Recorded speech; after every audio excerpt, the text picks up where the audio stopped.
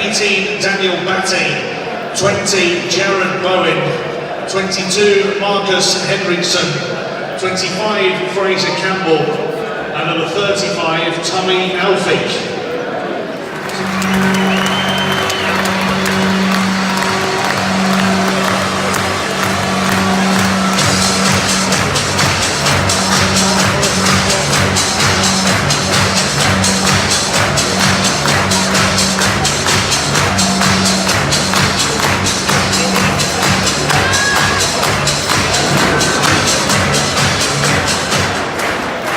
Also, ladies and gents, please welcome onto the pitch 12 current and former servicemen and women who have served, sacrificed and changed our world. Thank you.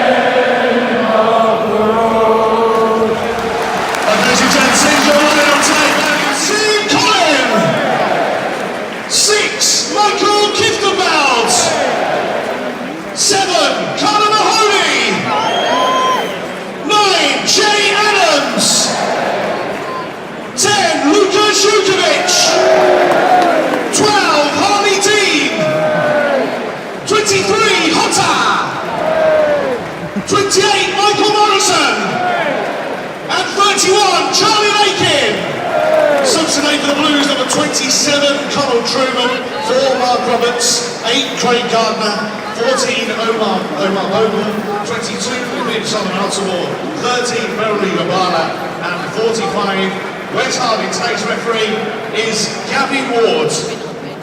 Ladies and gents, today we are commemorating the centenary of the end of World War I. There will now be a 1-minute silence following the last post on the referee's whistle.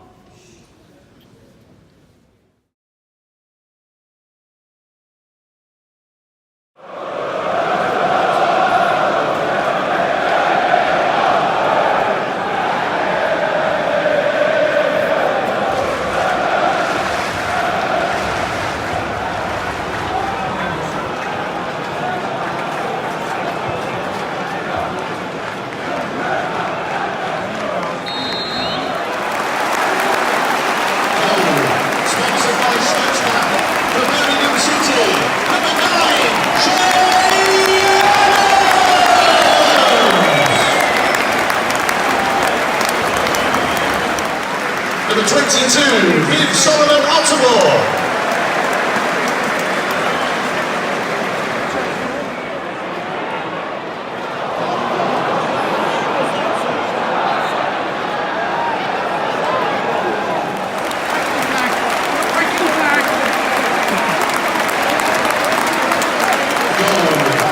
The Birmingham City, sponsored by Snatchback, number 9,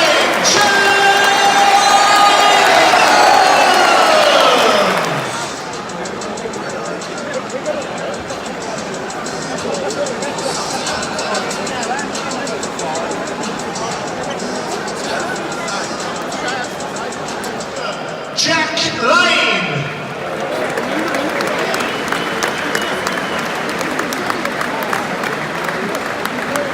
Jack Lane, ladies and gents, 87 years young, looking well. You seen the game before? Of course he has, right? Is he sharp line comment? Yeah. Off you go.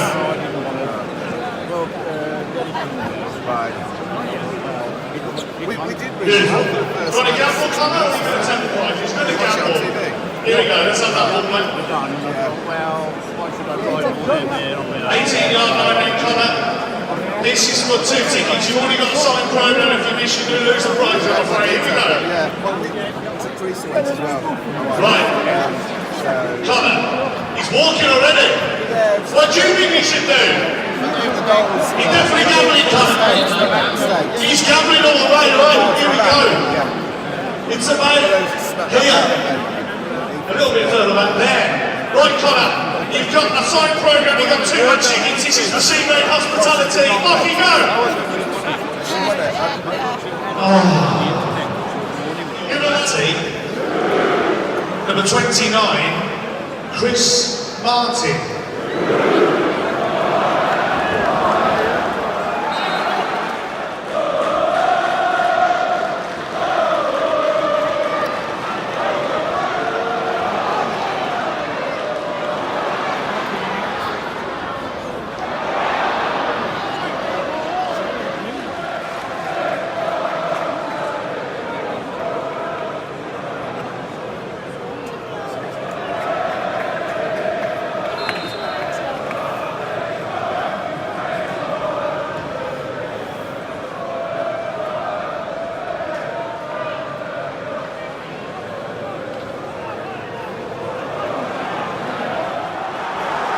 Goal scorer for Hull City, number 25, Fraser Campbell.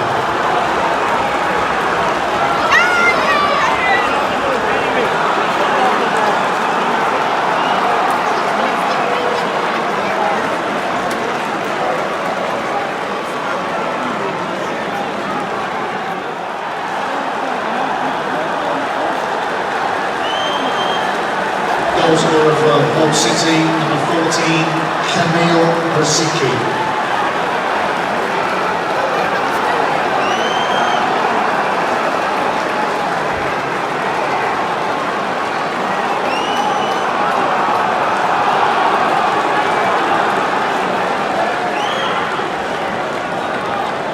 Sponsored by Snatchback for Birmingham City, number 9,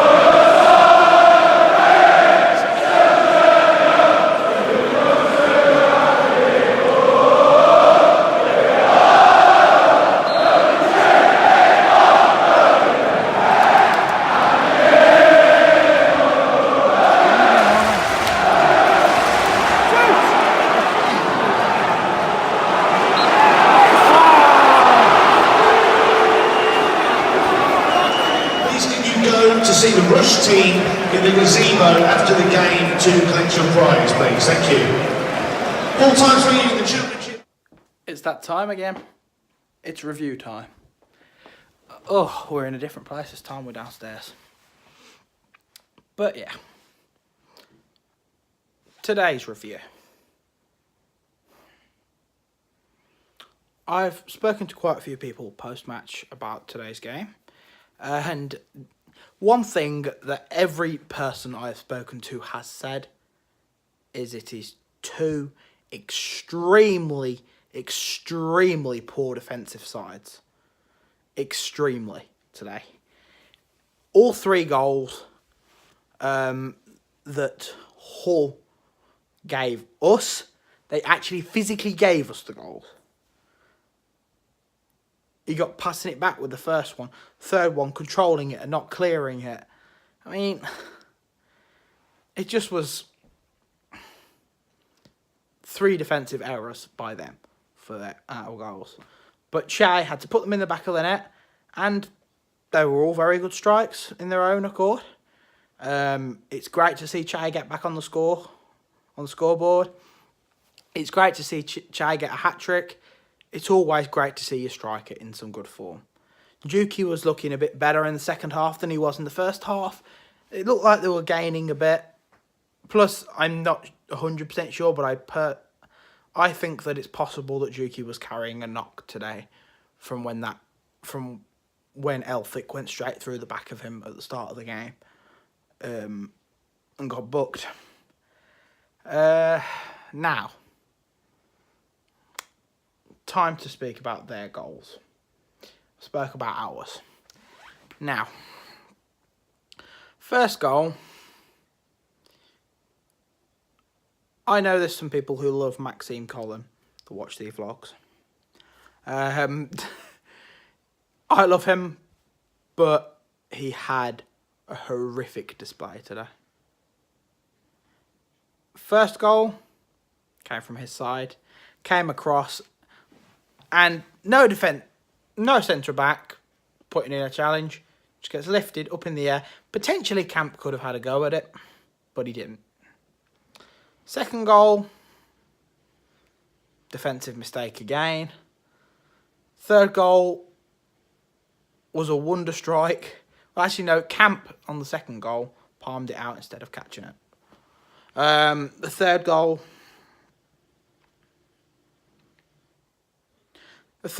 was a foul that shouldn't have been a foul in my eyes, and an incredible strike. All of the fans were turning to each other before the strike was done and said, "This is worrying. This could go in." In club class, we were all saying it. That it could go in. And it did. And it was a wonderful strike. Can't take anything away from the player there. It was a wonder strike into that top corner. Camp potentially could have done better with it. I can't be 100% sure, but it didn't look like a free kick. So I think it was a bad decision by the ref. But some decisions come for you, some decisions go. We had those 4 victories on the trot. We had the look of the 11 matches unbeaten. We're going back on that run. We've started our second run. We're 1 match unbeaten again. We're still unbeaten at home. No team's beaten us at Fortress St Andrews. We've had a team come back today that were 2-0 down, that went 3-2 up. We still had the ability to come back to score that third goal. We still had the passion to score that third goal. And St Andrews was still a fortress. Yeah. So today is a bizarre feeling. I put it on Twitter. A bizarre feeling of optimism that we're still free scoring. We're still scoring goals. But a worry that we're conceding goals. And that is my way of describing today's performance. Today's man of the match has to go to Che Adams for scoring a hat-trick. For scoring every time he looked like he was... every time he touched the ball in their box or up their end of the pitch, it looked like it was going to end in a goal. He crossed a couple in that looked like they could end in goals. Juki had one nodded off the line that Che was part of and put the ball in. I mean, Che had a brilliant game in my eyes. And he 100% deserves that 3 goals and the team of the week spot in my eyes, and player of the match spot for Blues. It would be difficult to pick anyone else because I didn't think anyone else had a good game. With the next game being the big one, it's a big thing that they won 3-0 today against Derby. But with us, we're still scoring. In my eyes, I wouldn't play Mahoney. Mahoney is a worry for me as he doesn't track back enough. And that was potentially the issue for Maxime Collin today. He didn't have anyone tracking back. He didn't have anyone assisting him. Hotter came off early. I've heard potentially an injury. I presume it had to be an injury at that point. Bringing off a substitute that you brought on in Viv Solomon Otterbourg, who was playing perfectly well, I can't make up why. I think Charlie Lakin had an okay performance, but certainly there was mistakes in there. I'm not sure if the minutes that Craig Gardner had on the pitch are enough to get him in the team against Villa, as Gary Gardner can't play again, but I'd potentially play Lakin. But I would also potentially, if Mags is back, definitely get him back in the team. If Mags isn't back, then I would push Pedersen to left mid, play Harding left back, play Hotter right mid. Hopefully he's fit as well. Hopefully he's back. You don't know what's going to happen after the international break. You don't know if there could be injuries during the international break. You don't know if players could come back from injury, such as Isaac Vassell or others. So it's difficult to pick anything. But with the big game coming up, hopefully we can get the victory. I think we will. I've got a feeling this year is the year. Keep right on, guys. Also, thank you to the 3 people that came up to me in the ground today and said that they enjoyed my vlogs. The one person who said some very lovely comments to me, it meant a lot. Keep right on to you. You know who you are. Peace out, guys.